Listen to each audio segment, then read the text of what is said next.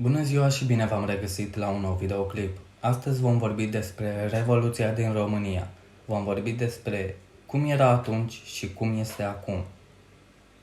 Probabil a fost cea mai sângeroasă dintre revoltele anticomuniste din Europa. Aproape 3 decenii mai târziu ne aducem aminte de evenimentele Revoluției Române din 1989. Pe măsură ce vântul schimbării bântuia lumea comunistă în anii 80, Nicolae Ceaușescu, dictatorul de tip stalinist al României, își menținea poziția.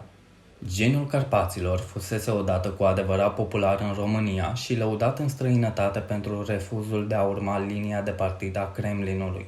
În scurt timp, Ceaușescu și soția lui Elena urmau să trăiască apogeul puterii și al corupției absolute.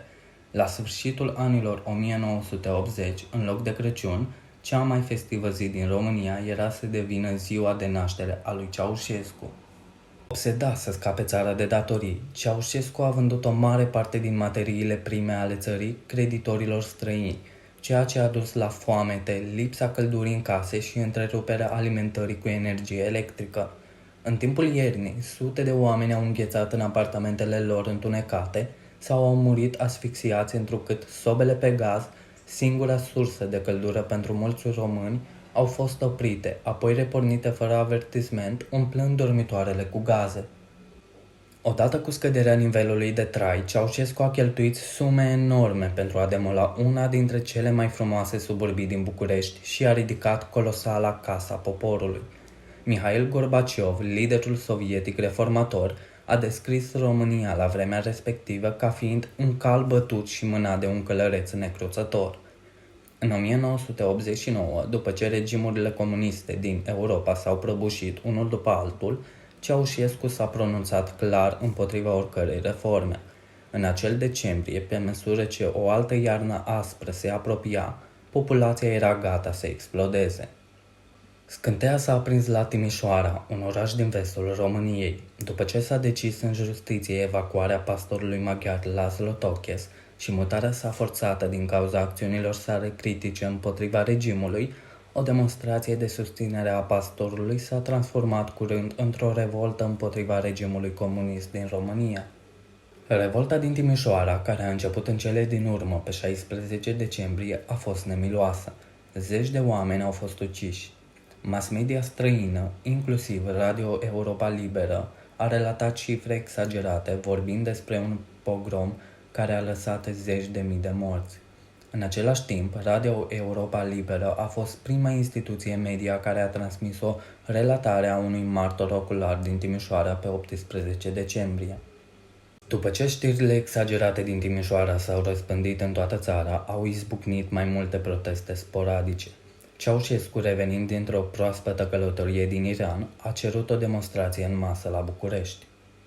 Discursul, menit să arate sprijinul poporului față de regim, a fost un dezastru. Ceaușescu abia și-a început adresarea când o parte a mulțimii s-a dezlănțuit în strigăte de protest, provocând haos. O transmisiune live de televiziune a surprins momentul în care Ceaușescu s-a retras, cuprins de teamă și confuzie.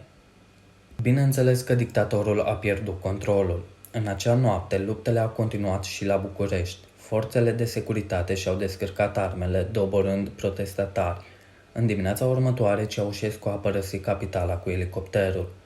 Deși vehiculele militare împânziseră Bucureștiul, soldații nu vreau să tragă în oameni. Curând, armata avea să treacă de partea poporului și să poarte protestatarii bucuroși pe străzile orașului. Ceaușescu și rețeaua lui umbroasă de securiști erau cei împotriva cărora se îndrepta restul României. Între timp, orașul devenea un câmp de luptă haotic. Lunetiștii, trecând prin tuneluri secrete, au început să tragă în mulțime de pe acoperișuri.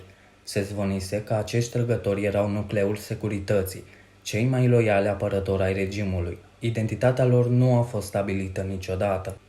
Revoluționarii cărora le-au fost înmânate armele din arsenalul armatei nu știau cu exactitate cine trăgea în ei, fapt care a contribuit la starea de haos. Mulți oameni au murit în atacuri accidentale asupra forțelor proprii. Între timp, la 80 de kilometri la nord de capitală, Ceaușescu fusese capturat. Pe măsură ce luptele au continuat la București, un guvern revoluționar desemnat în grabă a luat decizia să execute pe soții Ceaușescu. Un operator a filmat cuplul dictatorial care a fost supus unui proces de judecată sumar înainte să fie executat. În ultimele clipe de viață, Elena a strigat la cei prezenți, iar Nicolae se presupune că a îngânat imnul comunist.